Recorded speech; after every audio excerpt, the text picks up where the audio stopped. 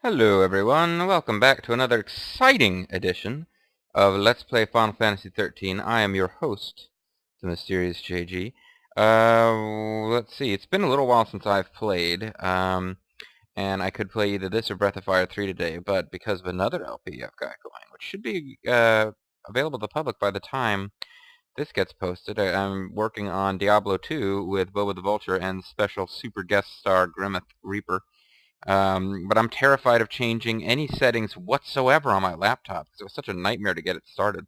And we're playing that again later tonight. So this computer setup for this game is totally different, and therefore I'm going to LP this game. And I'm sure that you wanted that background. Anyway, yeah, last time...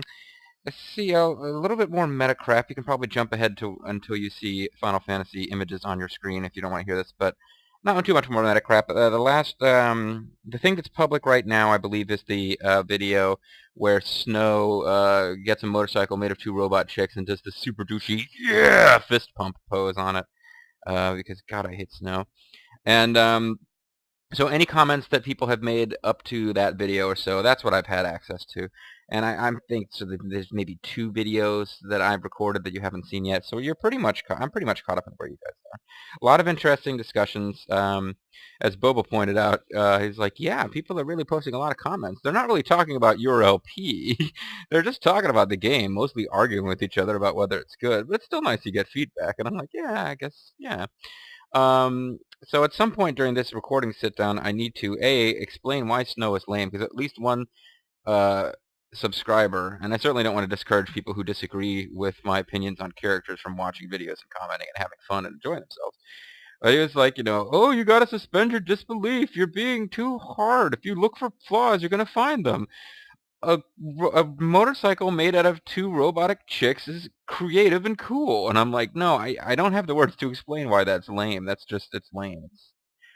It's like, I remember years ago when I used to be on forums, and there was a guy whose avatar was one of the robot ninjas from Mortal Kombat. So he had this animated gif of this, like, robot ninja from Mortal Kombat, while he was trying to make serious political points and, like, put down everyone who disagreed with him politically as being stupid, which is, that's bad enough. But while you're doing it while you have a robotic ninja representing you, and he had the robot ninja character's name as his username, but he added numbers at the end, as people do, but he added 69 at the end, which people think is cute, I guess. So it's like, are you saying you want to have some kind of, like, inverted positions, oral sex with a robot ninja?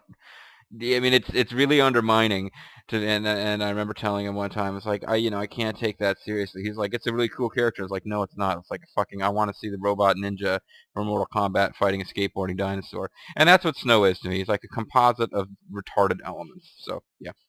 So there's Snow. I also at some point need to explain why I actually like Lightning, because she's getting a lot of flack, which everybody has the right to their opinion. And as I'm playing through the game, I'd forgotten just how much of a downer she really was in this game. She cheers up a bit, but no, I think as a counterpoint to previous Final Fantasy characters who would just be sighing away at all of this that's going on, and would constantly need men to remind them to be strong. That's Yuna's thing. She just needs men to remind her to be strong. She is strong, but she needs to be constantly told as much. Lightning's just like, get fucked. Good news, everyone. I'm going to fucking kill everyone because my sister's dead and I'm going to fucking kill everyone to make them pay. But, I can appreciate that. Meanwhile, we got Sazh, who, as someone pointed out, is actually named Sazh, and I keep calling, or HZ, or however the hell you spell it. I keep calling him Sazh, as in, I'm Sazh. I am servant of the Overmind. My only defense is because I wasn't even thinking about Sazh from StarCraft. Hope and Despair should be weakness. I wasn't even thinking of Sazh from StarCraft as I recorded this until somebody else mentioned the connection. I think it was Bobo who's first raised it. Possibly not Bobo. But I vaguely recall Sazh. I guess that would be Sazh. Sazh. Close. Anyway. He knows what it feels to be a dad. Does Sazh. But, in my defense, one of my vague memories of this game from before LPing it, like I played through it once when it was new, set it aside for years, now I'm LPing it. One of my memories was I almost called her Vanille, calling, Zazh! So I remembered his name being pronounced that way because I remembered her going, Zazh! Anyway, let's get a quick status update. I did a bit of off-screen grinding. This game generally does not reward that, but I did some anyway. What I basically was doing, I mean, you'll see in the Crystarium, everybody's got everything that they can have at this point on the Chrysanthemum here. So, everyone's got all of their maximum flowery skills. I won't bother to show you, but everyone does. And everyone has about 5,000 CP in the bank. Now, CP points increase with each Chrysanthemum level, so as I get a new level, the skills will cost more. And the enemy encounters will be more too, which is why basically, as someone pointed out, if you wait till late game and grind, you can get as many CP in a single fight as you would get from an hour plus of grinding at a lower level. Which is why grinding for experience points in this game really doesn't make sense unless you get completely stuck against a boss and you haven't maxed out your characters for as powerful as they're allowed to be at that point in the game. I mean, I can kind of approve of this system in a way because it does discourage grinding, which can really make a game monotonous and boring, and I kind of feel like if people want to do that, you should let them. But no, it encourages you to just play through the story and enjoy the story and then mess around with other stuff. That's a very big theme in this game. There's a significant amount of post-game stuff you can do, and you have very little freedom during the story itself. I don't know if that's a good thing or a bad thing. But the real reason I did some grinding is to pick up inventory items, which I will be able to use, because very shortly weaponsmithing will be unlocked. And I wanted to pick up components. So as you can see, I got about 24 passive detectors. I believe they're a rare drop. I got only 20 spark plugs, which is odd because that is the common drop for the people who drop passive detectors. So I actually got more of the rare drop than the common drop. But even the common drop doesn't drop every time. I got some digital circuits. These things drop from the Pulse Machina. Yeah. The digital circuits drop from those, like, whatever the hell they are. They're part of the Psycom guys who are chasing us with their robot dogs and stuff. These are the guys that fly around and do lightning attacks.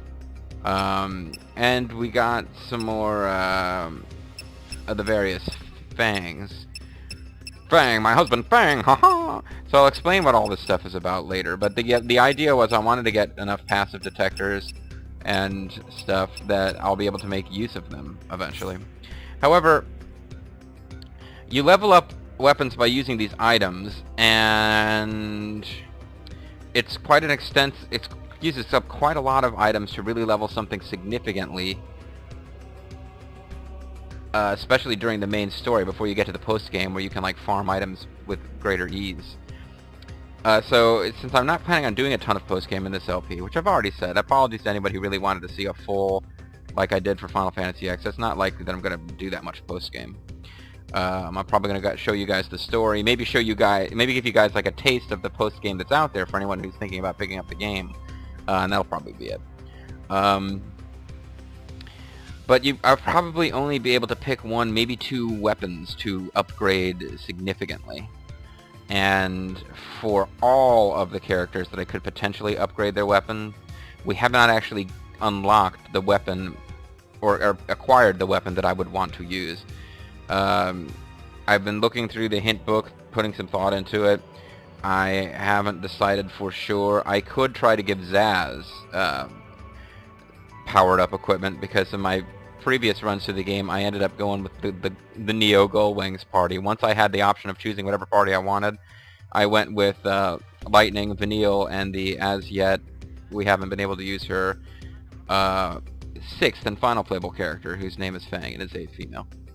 So I went with the all-girl party at the end. This time I might mix it up a bit. The game recommends that you use, the strategy guide recommends a party of Lightning, Fang, and Hope instead of Vanille. And you can use Sazh. Sazh is basically, they never recommend using him unless you have to, which is a shame because he's he's a character that I like the personality of and stuff, but I was thinking about upgrading one of his weapons so that he would be more useful, even though he really does not naturally have the stats to be one of the better characters. But the actual smart choice would be to upgrade Lightning's weapon, because most of the time, once you have a choice, she's the character you're going to want to control. I mean, she's the main character of the game. She's the franchise face on the box, so it makes sense that she's probably one that it will serve you well to upgrade her gear. So I believe this is where we left off. I've been upgrading by running back and forth in this area. Or rather, acquiring items. My computer, or my screen is really dark. Interesting. Anyway. So we got another Pulse Machina, yeah? I believe I snuck up on it, which seems weird. Yeah, I just kind of ran straight up to it and it didn't stop us. So I've beaten up so many of these things off camera, it's not even funny. Because they're the ones that drop the really best items. Although I've been fighting... I went back and backtracked and fought those battles you saw where there were these guys against the Psychom guys. To the victor go the spoils. And the spoils include decent drops, I hope. No. Then this is the reason it took a while. Most of the time I got this. This will piss you off after a while, especially when you know that the experience you're gaining is, like, pretty meaningless. Makes it more irritating than it would be otherwise when you don't get battle drops, even though you got a 5-star rating on that level. Yeah, it's probably lightning. What is going on? I lost my camera control there for a second. There's something up there! Ah! Come to Papa. Hey, we only... Oh, never mind, there's two of them. I thought for a minute we were only fighting one.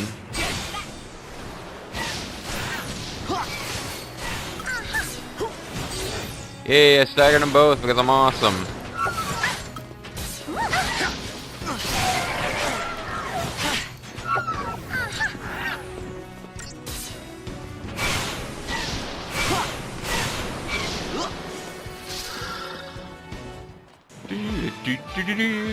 Nice.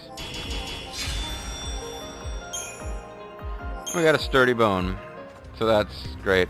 No, the random item names are so silly in this game. The enigmatic fluid and whatever else. Hey, plot stuff. I thought it... Isn't that a warship from Pulse? You mean I wasn't gonna say they that. made it this far? No, of course not. Not during the war, and not since. They might have Before the tried, war, maybe. but none of their forces made it into Cocoon. They only damaged the outer rim. Then, the Sanctum's Fal'Cie pushed them back. What'd you, sleep through history? More or less. So, what's a ship from Pulse doing here? It's here to kill you, Vanille. Once the war was over, people couldn't live near the rim anymore. Because there was too Places much like the salt on the Hanging Edge. rim from, you know, tequila The shots. Fal'Cie, they gathered up scrap from Pulse and used it for rebuilding here. This is what was left. A bunch of garbage. Who'd have thunk? A Pulse Fal'Cie and who knows what mixed in with all the trash. That's sad for some reason. Who'da thunk? Who'da thunk? Are you like a Native American, Vanille? Are you gonna have like a single tear appear because of all the crap from Pulse that's here?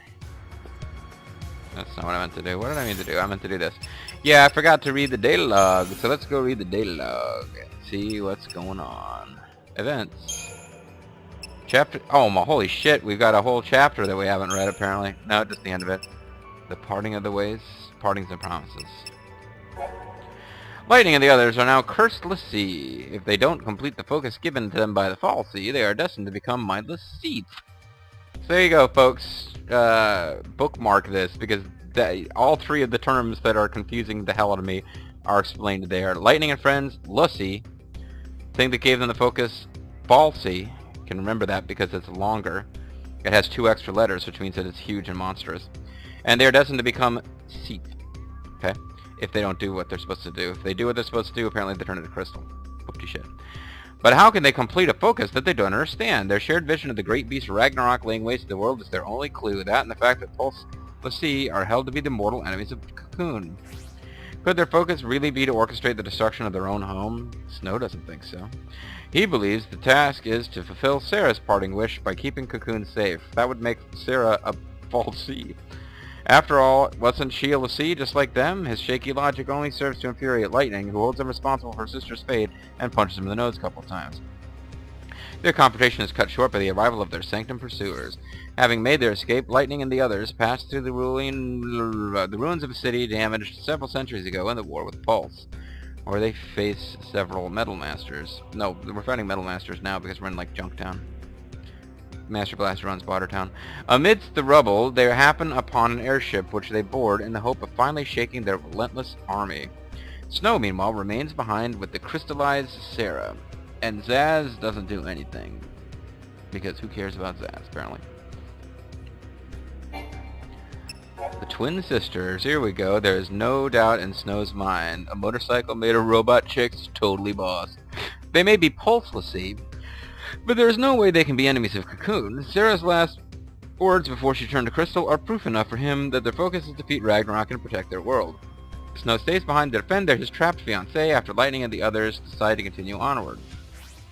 Brought to his knees by wave after wave of Psycom soldiers during a protracted battle, the desperate young man is suddenly overcome by a strange phenomenon. The twin sisters of Shiva, Styria, and Nyx. So neither of them are Shiva, they're Shiva's twin sisters. Yeah. They're like the Gorgons, only one of them is actually Medusa. Appear before him in a blinding flash of light. They easily dispatch the remaining troops and then turn to Snow. On Snow. He manages to defeat the icy Eidolons, but is soon captured by an unfamiliar Sanctum unit called the G Unit.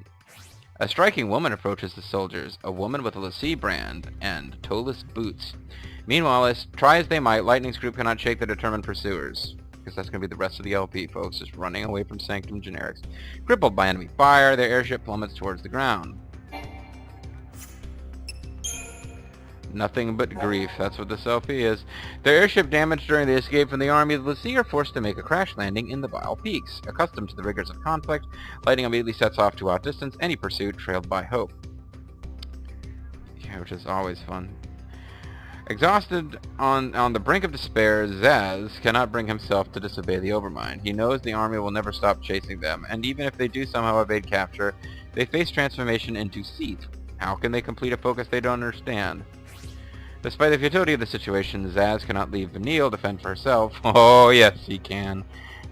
Okay, I was confused. This is the big split that I knew occurred. We're going to have like a couple of acts where these groups are split up separately. It wasn't where I thought it was. I thought they just wandered off in different directions for no good reason and never reunited until several acts later. But as we've seen, Hope rejoins Sazh and Vanille, and I remembered Lightning and Hope going off together. So something else must happen later. But, yeah, Sazh will come to wish he'd left Vanille behind.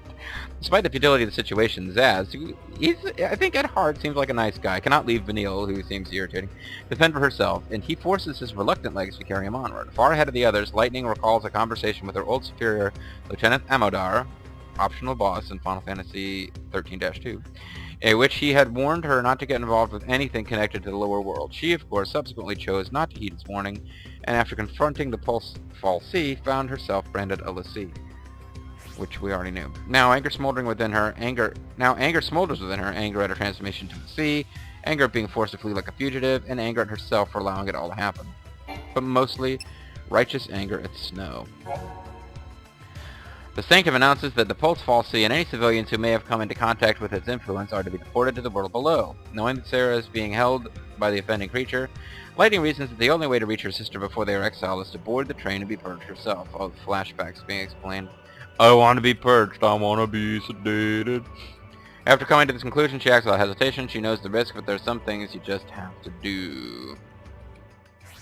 As Hope listens to Lightning's tale, he begins to realize how different they are. He knows he doesn't have the strength to... Where do we get this? Oh, this is Hope. I thought it was Snow. It's like, wait, when did Snow change his mind? We didn't see that.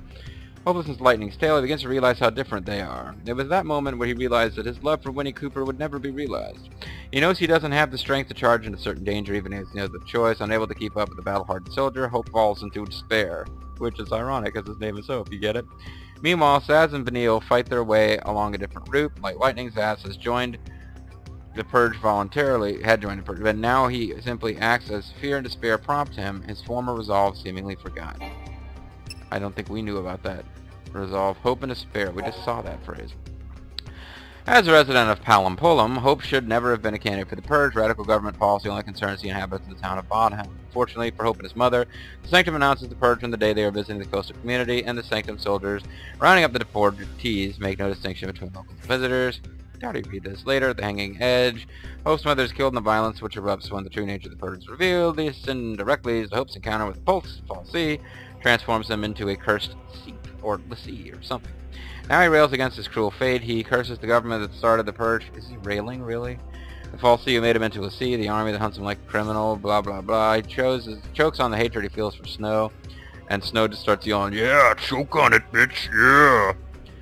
Sazh wants to help Hope return home. No, he doesn't. The boy shows little enthusiasm for a family reunion, but Sazh is insistent. He knows what it's like to be a dad. Okay, that's why we've seen it. We just saw it. And now... Take the train. Oh, he's taking in the trash. Never mind.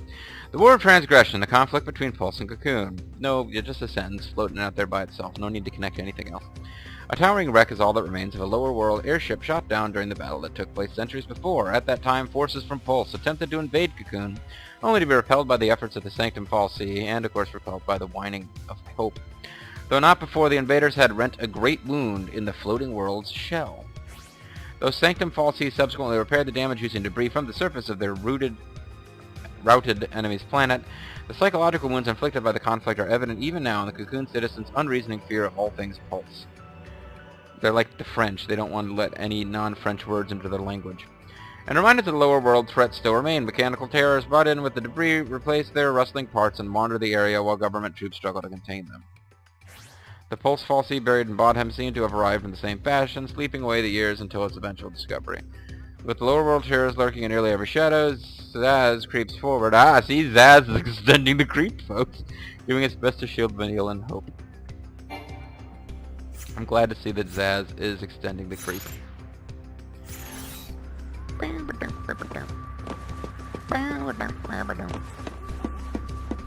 I'm peeking, man.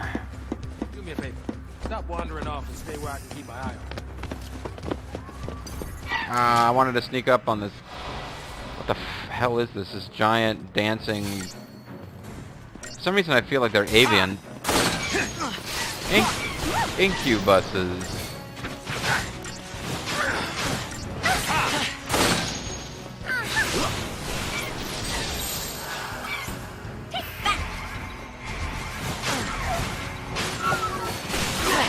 Once you've inflicted all the status ailments on something in this game, it's your saboteur stops acting.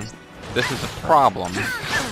They fix it in 13-2, where saboteurs have a new spell called Wound, which causes relatively light damage, but permanently, unless the enemy uses status fighting magic against it, reduces maximum HP. So it's kind of interesting. It reduces max HP, which means enemies that could heal damage, you know, you can slowly whittle them away, but it does very little damage compared to more traditional attacks.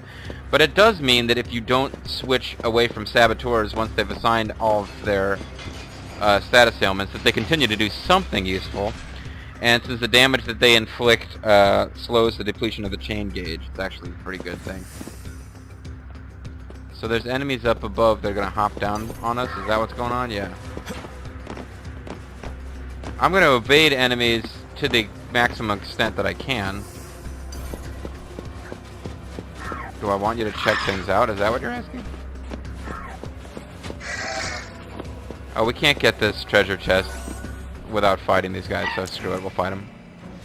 But yeah, unless there's a treasure chest to be gotten, I'm not gonna fight enemies anymore because I'm not really gaining a useful level of experience, and I can't level up until we get to the next act. I mean, it's not completely worthless, like the battles before we had a chrysanthemum at all, but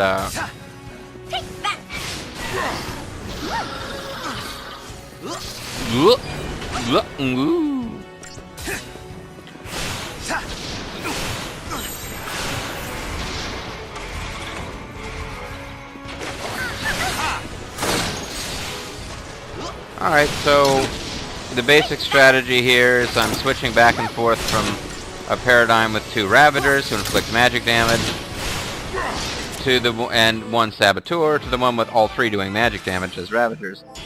And as I think has been explained, Ravagers tend to increase the chain gauge quickly, but cause it to deplete again quite fast. They build it up faster than anything else, but they increase the rate at which it naturally drains. Saboteurs and Commandos both slowly increase that gauge, but also slow down the rate at which it drains. So your best bet is always to have Ravagers building it up and Commandos stopping it from depleting with speed. But we don't actually have none of these 3 characters are able to play as Commandos right now. By the end of the game, everybody can do every role, but still, the people, like, you know, Vanille and Hope will never be good at the Commando role. I got a Tuft of Phoenix down. I'm gonna say, did I already miss a treasure? No, there's one more over here. This should be a metal armband. Yes, excellent. And it's apparently a safe spot over here. No particular reason not to use it.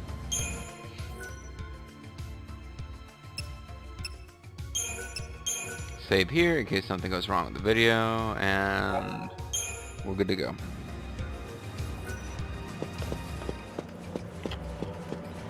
Do, do, do, do, do, do, do. So there's nothing to be gained by fighting these guys, which means I will avoid them if possible. But it wasn't in this case. Or it was, and I just didn't manage to succeed. Just as I was getting used to things. The new enemy type, let's get rid of it first. Especially because it has an attack with a name. Heretic Dance. I think what it's actually doing is buffing the other 2 creatures, but I'm not 100% on that.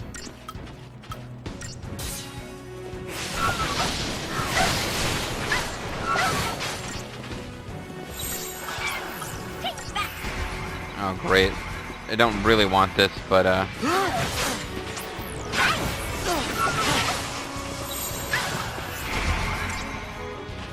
fine, forget about the debuffs, just kill things. You see how fast that thing is depleting there. It didn't really matter because we killed it with the damage that we were doing, but you'll see the speed at which that thing depletes when Ravagers keep hitting it and nobody does anything to slow it down.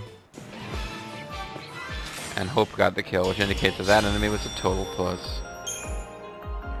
We got a shattered bone from Hope. Hope has been shattered. Once again, no reason to fight these guys if I can avoid it. These guys are a little bit slower. Oh, never mind, these are the same guys. I saw a Clockwork Pulse guy. I thought maybe these would slow down a bit. So, I'm killing the Heretic Dance Succubus guys. Isn't that a sexy succubus? Doesn't that creature there just like fill you with desire? Yeah. But I kill them first just because whatever that named attack is... Oh! He's casting Deprotect on Sazh. So yeah, whatever, Heretic Dance casts debuffs on us. At any rate, it's definitely a good idea to get rid of it early. Change in the play.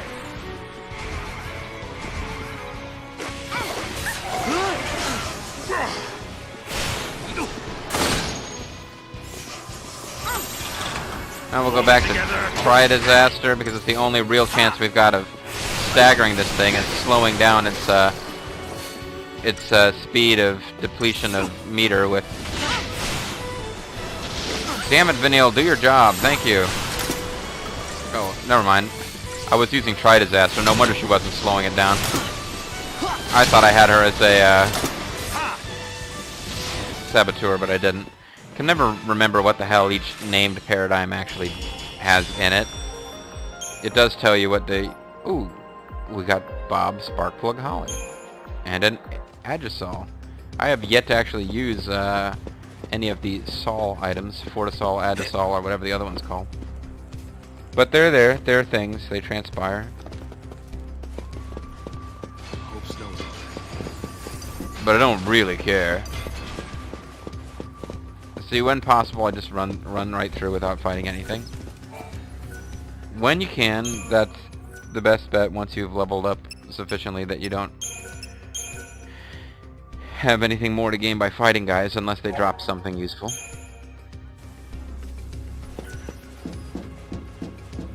This should be a treasure chest up here, or not? No, it's not a treasure chest, it's a numbered thingy. Hey, welcome to the party. You miss us? Good Would answer. it kill her to smile? Maybe. I don't know. Why are you asking me? Oh good, all those guys are out. And those guys are in, and for some reason Sazh is still in charge. So she might need to level up. She's got enough chrysanthemum points that yes, she's probably not fully leveled because she's got more chrysanthemum points than anyone else does. Oh, it looks like I actually did save up quite a few. So that's all those crystals, and she already had all of that, so yizza. Now we have to change our paradigms. Relentless Assault. You know what, screw it. We're going to use that for pretty much every situation. Our best choice with this grouping is going to be Relentless Assault. Oh, no, I meant to do Synergist, Commando, Saboteur, but that's actually pretty good for boss battles, but this would be a good one for Heroes Charts, a good one for boss battles too. We're going to go with Relentless Assault for the most part. Okay. Well, I'm so glad you showed up again, bitch. Being the only female in the party was a real problem for me, so the center of all attention, having you back to be like bitchy, that's fantastic. I'm so glad that was able to happen. Shut up, Vanille. I'm trying to talk as Vanille. And now people are not fooled into thinking that my Vanille is the actual in-game Vanille. Let's put these babies to work. Oh, child labor time. Let's put these babies to work. So, you folks tell me, why isn't Hope fighting? I mean, really, is there any particular reason he's not fighting? That 4 of them can't fight these guys?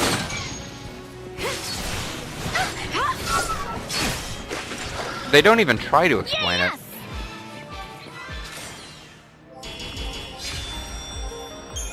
Anyway, we got a shattered bone again, so that's good. I'm glad that happened. Yay! Skippity-doo and jumpy-too! Damn, I was never gonna get through there.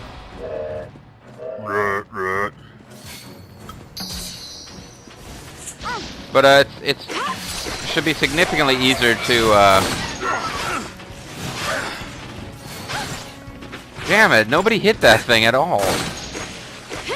I was going to say it should be easier to build up these chain gauges now that we have access to Relentless Assault, but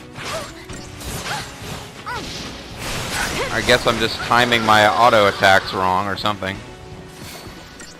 Or, oh, is Lightning just attacking whoever the hell she wants and not attacking the same person that Sazh focuses on?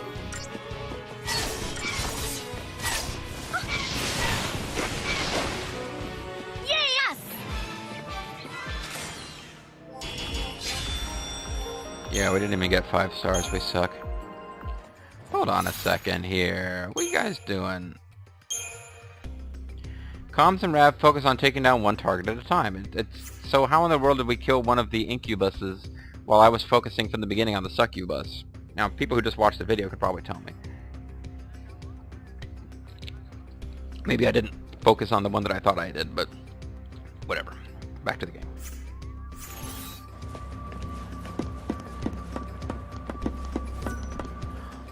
How do we solve this puzzle? We're getting ready to enter an area called Devastating Dreams. Interesting and weird. Oh, Devastated Dreams. Really, there was nothing to it. I'm not sure why we bothered to make the player press A at this point and see that, since nobody has any dialogue. Like, do we honestly believe that had Vanille, Snow, and Hope gotten here without Sazh, they would have been stuck? Everybody just kind of posed. Yeah. Lots of posing going on. So how you doing, ladies? Hey, lightning looking good. Oh, Vanille, you have hidden behind lightning to take a dump. Interesting. That makes me think. Alright folks, we're going to call it a video here. When we come back in the next video, because I will have less reading to do, hopefully we'll be able to get more Final Fantasy action. I'm the Mysterious JG. I want to thank you guys for watching, and I'll see you next time, where maybe I'll explain why I like lightning. Bye-bye.